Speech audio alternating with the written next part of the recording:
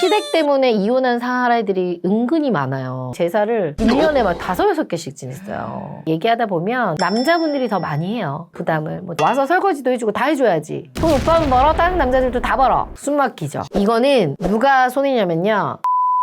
그게 무슨 말이에요? 피디님이 요새 결혼 정년기라 지금 결혼에 대한 고민이 엄청 많잖아요. 지금 몇 살이죠? 만으로 31살이죠. 결혼을 하면 어때요? 본인이 손해인 것 같아요? 손해 부분도 있겠지만 손해만 생각하지 않는 것 같아요. 내 여자친구가 보고 있어서.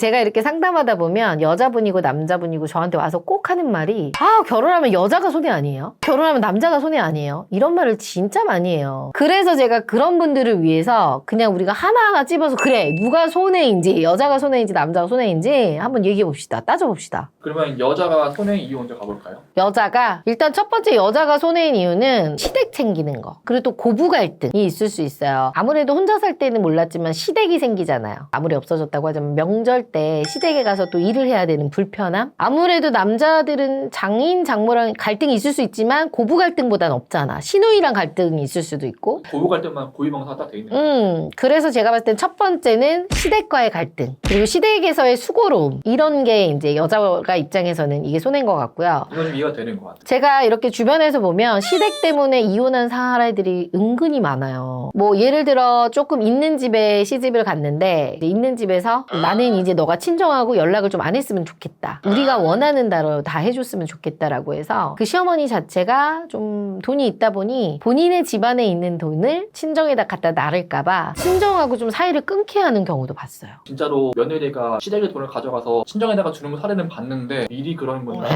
그러니까 이익으로 계산하는 거죠. 그 시어머니 자체는. 그러다 보니까 그 친정엄마는 어때? 애써서 딸 다 키워놨더니 딸을 뺏긴 기분이겠죠.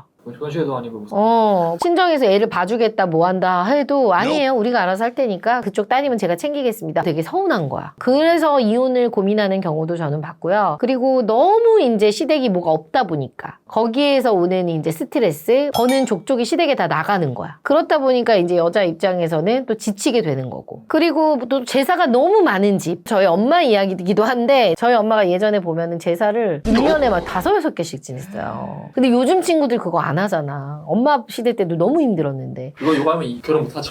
근데 우리 엄마가 다 했거든요. 하고 나면 이제 그 뒤에 고모들이 오거나 다 하고 나면 와서 도와주거나. 그러니까 그거를 할 때마다 스트레스를 받는 걸 보고 와 이게 이렇게 결혼하면 나도 해야 되나? 라고 해서 사실 저도 그것 때문에 결혼하기 싫을 때가 있었어요. 남자지만 이해가 되는 부분인 것 같아요. 특히 예전엔 더 심하잖아요. 그래서 그런 부분들. 어른들 입장에서는 제사 이런 건 당연히 챙겨야 된다 생각하는데 요즘 친구들 못하지. 직장 생활하면서 어떻게 해요. 힘들지. 두 번째입니다. 커리어를 포기하는 겁니다. 저는 지금 어찌됐건 육아맘이잖아요. 저도 만약에 제 사업체를 운영하는 게 아니고 회사 생활을 했다면 와 이거 육아를 어떻게 했을까 싶어요. 그나마 제가 이제 제 사업체다 보니까 아이를 좀 볼 수 있을 때 좀 어떻게 시간 조정을 할 수 있는데 직장인들을 딱 정해진 시간에 출근을 해서 퇴근을 해야 되잖아. 어떻게 할 수가 없잖아. 빠져나올 수가 없잖아. 저는 그런 생각 진짜 많이 하고 저는 특히나 그래도 친정엄마가 오셔서 아이를 봐주거든요. 근데 또 특히 친정이나 시댁이 없는 경우는 이거 멘붕일 것 같아. 근데 요즘에는 육아나 이런 것들을 많이 분담 많이 한다고 하는데 그래도 이게 많이 부담이 되네요. 맞벌이. 차라리 맞벌이일 때는 그냥 아줌마를 쓰거나 이래버리면 돼. 그 시간에만. 근데 한 명은 일을 하고 한 명은 일을 안 하잖아요. 그게 더 미친다? 오히려 육아를 전담하는 거에 더 힘들다고. 그렇죠. 일을 하는 게 훨씬 더 육아하는 것보다 훨씬 더 수월해요. 어떤 분이 하는 말이 육아가 3배는 힘들다는 말이 있거든요. 그래서 육아라는 건 안 해봤잖아요. 힘들어요. 혼자서 하긴 힘들기 때문에 그 얼마 전에 결혼지옥이라는 프로가 있거든요. 거기서 이제 와이프가 혼자서 아이를 보는 거야. 남편 나가는데. 근데 너무 힘드니까 언제 들어와 일하는 거 뻔히 알면서. 그러면 이제 너무 스트레스 받는 거지 서로. 그리고 여자분은 이제 이미 육아 때문에 지쳐서 할 것도 못하고. 저는 그거 보면서 이해가 되게 되더라고요. 저도 그 프로그램 봤는데 아이를 집에서 봤을 때 힘든 건 이해되는데 어린이집을 보내는 것도 되게 힘들어하고 집 근처에 있는 건데 네네. 그러니까 이게 이해가 힘든 거야. 육아를 안 해봐서 그런 거야. 그 어린이집 잠깐 가거든요. 3, 4시간. 그 시간대도 이게 할 일이 있어. 아이가 있으면 아무 일도 못 해요. 그러면 그 시간에 이제 나는 빨래도 해야 되고 설거지도 해야 되고 할 게 많아. 그러면 또 애 돌아올 시간이야. 밥도 해놔야 되고. 그러니까 이게 사회생활 했던 친구가 그것만 하려고 그러면 미쳐버리는 거지. 아무래도 아이는 여자들이 더 잘 보기도 해, 솔직히. 그렇다 보니까 여자들은 커리어를 포기할 수밖에 없고, 육아휴직을 쓴다고 하더라도 돌아갈 수 있는 곳이 진짜 뭐 공무원 이런 거 아니고서는 흔치 않아요. 그래서 이것 때문에 결혼을 포기하는 거죠. 일반적으로 맞벌이 하더라도 여자 쪽에 먼저 일을 그럼요. 육아 전담하는 경우가 많으니까. 네, 요새는 뭐 남자들도 육아휴직을 쓴다고 하지만 뭐 육아휴직 한다고 하면 자리 빼려고 하는 회사들이 은근히 많더라고. 쓰라고는 하지만. 여자가 손해인 경우에 대해서는 뭐 여기까지 얘기해봤고, 일단 남자가 손해인 경우는 피디님도 어때요? 뭐가 남자가 손해인 것 같아요? 결혼의 형태에 따라 좀 다르겠지만은 그래도 남자가 결혼 비용을 좀 많이 부담한다는 게 일반적인 현상인 것 같거든요. 금전적인 거. 네. 아무래도 가장으로서 좀 무게감이 있죠. 첫 번째는 금전적 부담입니다. 아무리 결혼 준비하는 게 요새는 반반이라고 하더라도 현실적으로 이렇게 얘기하다 보면 남자분들이 더 많이 해요. 부담을. 뭐 70대 30, 60대 40 정도로 훨씬 남자들이 많이 하고, 또 생활비도 반반 한다고 하지만 그래도 내가 가장으로서 조금 더 해야 된다라는 생각을 좀 많이 가지고 있더라고. 약간 금전적으로 내가 넉넉하지 않으면 여기에서 오는 압박이 엄청나더라고요. 그래서 결혼을 포기하시는 분들도 많이 있죠. 그리고 이렇게 생각을 많이 하는 것 같더라고. 여자는 돈을 많이 모아놓지 않아도 어떻게든 좀 남자의 양해를 구해서 결혼을 하는데, 남자는 여자보다는 돈을 많이 모아놓지 않으면 여자들이 양해해주지 않아. 그렇기 때문에 좀 냉혹하게 결혼을 좀 못한다라고 생각하시는 분들이 많이 있는 것 같아요. 그런 거 있는 것 같아요. 여자는 돈이 없어도 다른 뭐 외모 있는 거나 이거 하면은 그거로 플러스 돼가지고 결혼할 수 있는데, 그쵸. 남자는 당장 돈이 없으면은 그게 크죠.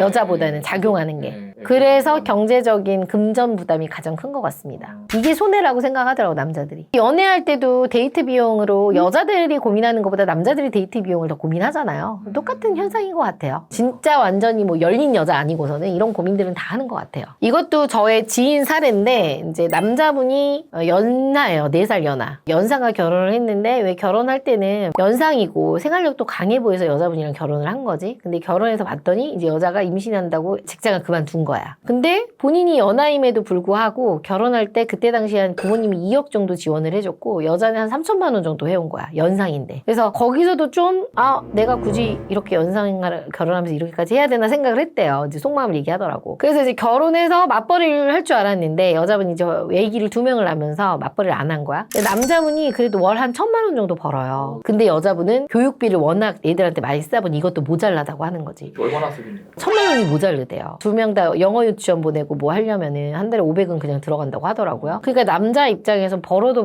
끝이 없는 거고, 이건 내가 손해가 아닌가. 내가 결혼을 잘못한 거 아닌가. 이런 금전적 손해. 내가 이 돈 벌면서 솔로 쓰면은 진짜 펑펑 쓰고. 맞아요. 네. 왜냐면 그분이 총각 때는 되게 자유로운 영혼이었거든. 그렇다 보니까 돈도 내 맘대로 못 쓰게 되는 거고, 벌어도 와이프한테 인정도 못 받는 거고. 많이 버는 편인데도. 그러니까 이런 분들이 손해라고 생각을 하는 것 같아. 두 번째입니다. 나의 자유를 포기할 때. 남자들은 스트레스 받으면 어때? 밖에서 직장 상사들하고 또 직장 후배들하고 술 한 잔씩 또 먹고 싶고, 뭐 운동도 좀 하러 가고 싶고, 뭐 당구도 좀 치고 싶고, 하고 싶은 게 너무 많잖아. 취미생활도 하고 싶은데 결혼하면 어떻게 돼요? 집에 가야죠.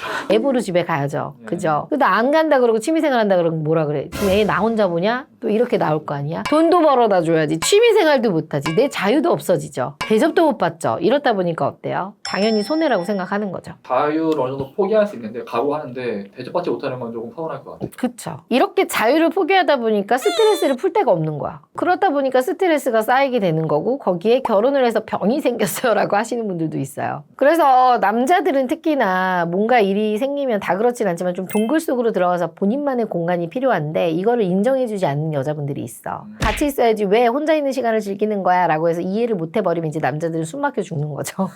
그래서 외롭다는 말들도 많이 하고, 결혼해서 더 외로워요, 결혼해서 더 손해예요, 이런 말들을 이래서 하는 것 같아요. 세 번째입니다. 직장생활 외에 육아와 가사 부담을 같이 해야 할 때. 이거의 전제는요, 남자가 외벌이일 때입니다. 처음 말할 때 맞벌이만 할 수 있다 싶었는데, 외벌이면 외벌이인데 이것도 어느 여자를 만나느냐에 따라 다르죠. 어떤 여자분은 그래 오빠가 돈 벌고 내가 애 보니까 오빠 와서는 좀 쉬어, 이런 여자가 있는가 하면, 오빠 돈 버는 것도 당연하고 애 보는 것도 오빠가 당연한 거 아니야? 나 혼자 너무 힘들어. 와서 설거지도 해주고 다 해줘야지. 돈 오빠는 벌어, 다른 남자들도 다 벌어. 어때요? 숨 막히죠. 근데 여기다 인정도 안 해줘. 요즘 폭풍 소설한 얘기 아니에요 또?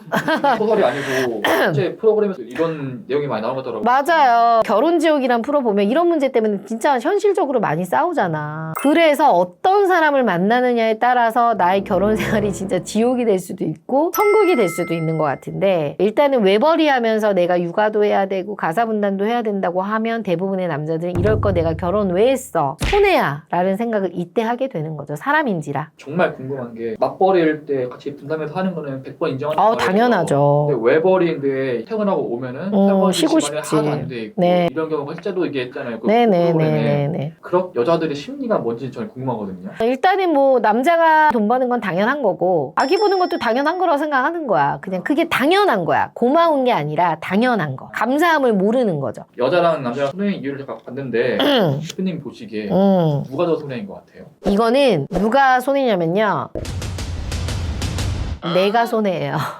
그게 무슨 말이에요? 아니 이런 거가 누가 손해인지 따지는 것 자체가 내가 손해 아니야 지금? 시간 낭비잖아 지금 이게. 이게 시원한비로 따질 수 있는 거죠? 결혼은 어느 정도 양보와 희생이 진짜 필요해요. 희생 정신 없으면 결혼 생활을 하기 힘들어요. 그래서 누가 손해인지 하나하나 따지는 거 이런 거에 목숨 거는 거는요 무조건 걸러야 됩니다. 그리고 내가 손해일 것 같은 사람은 결혼하지 마. 진짜 애초에 이렇게 손해본다 뭐한다 눈꽃만 치도 이런 사람이 든다면 절대 결혼하지 말고요. 그리고 만약에 사랑해서 결혼했다고 하면 그냥 누가 손해니 이런 거 열대 따지지도 말고 묻지도 마세요.